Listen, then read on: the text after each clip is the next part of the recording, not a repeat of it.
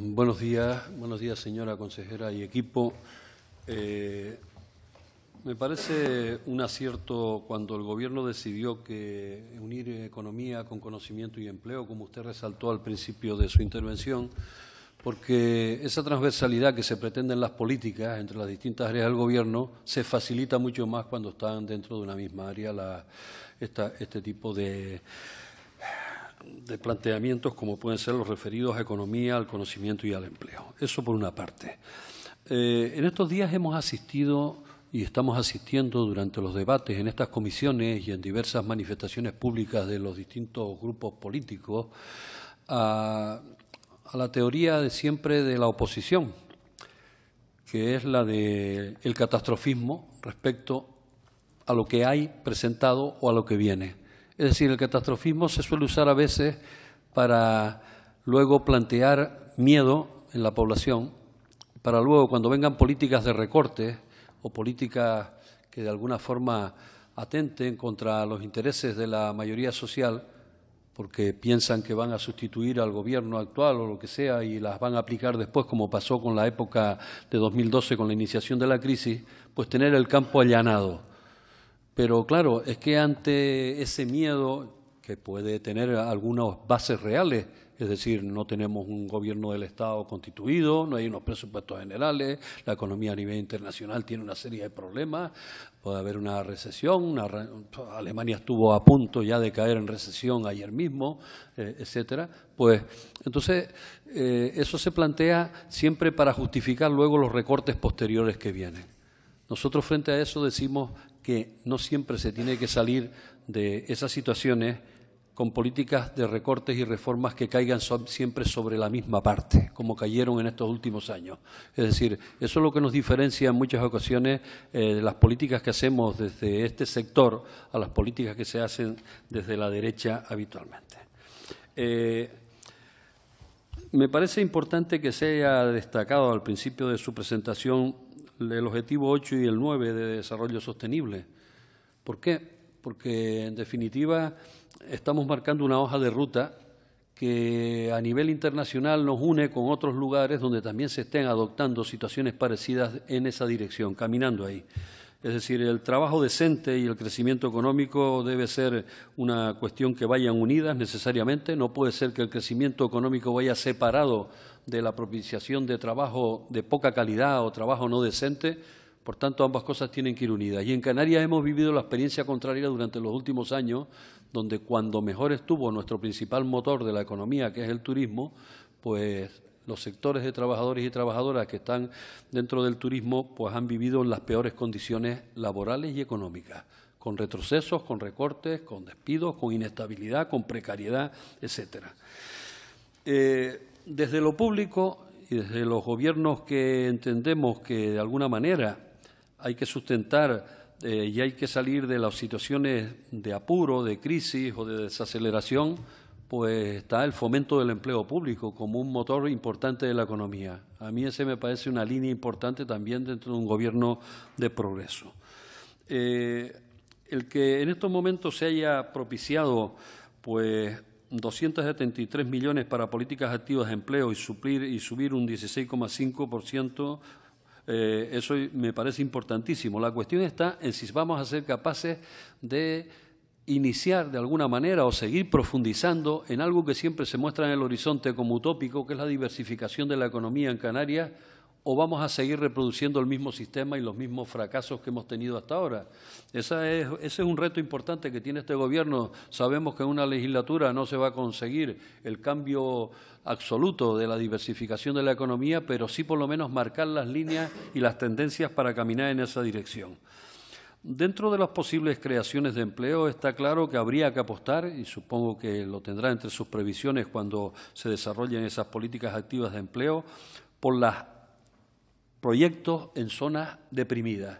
Es decir, en Canarias tenemos una serie de zonas en cada una de las islas.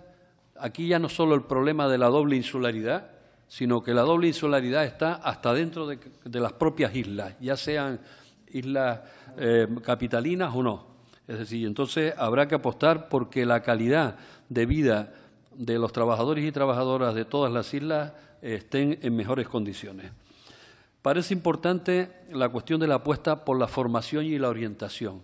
El otro día firmaba usted ese convenio de recualificación que yo le sugeriría, y supongo que lo tiene ya en consideración porque yo lo he manifestado en anteriores ocasiones y como decía antes el portavoz del Grupo Mixto respecto a la evaluación.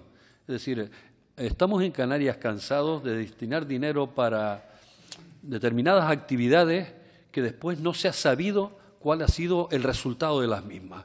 Por tanto, de alguna forma yo creo que esta consejería, en aras de la transparencia y demás, pues está comprometida con que conozcamos los resultados de en qué se invierte el dinero público, para qué se invierte, qué resultados tiene, etcétera, sabiendo que no siempre tiene que haber pues unos resultados económicos, porque a veces tienen unos fines más sociales que de resultados económicos, pero en definitiva que se nos explique suficientemente a la población qué pasa con el dinero público. Desde su consejería y desde la Consejería de Hacienda creo que tiene una tarea transversal, que es hasta cierto punto unir el control del fraude laboral con el fraude fiscal.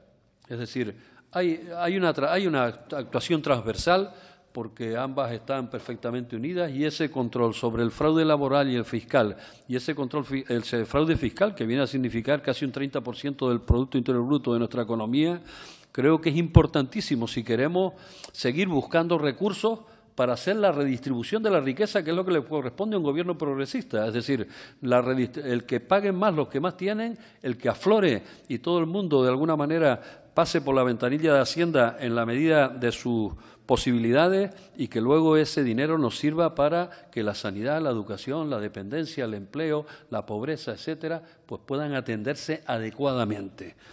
Es fundamental, desde mi punto de vista, también el que desde su consejería se atiendan acciones como las de garantizar los derechos de los trabajadores.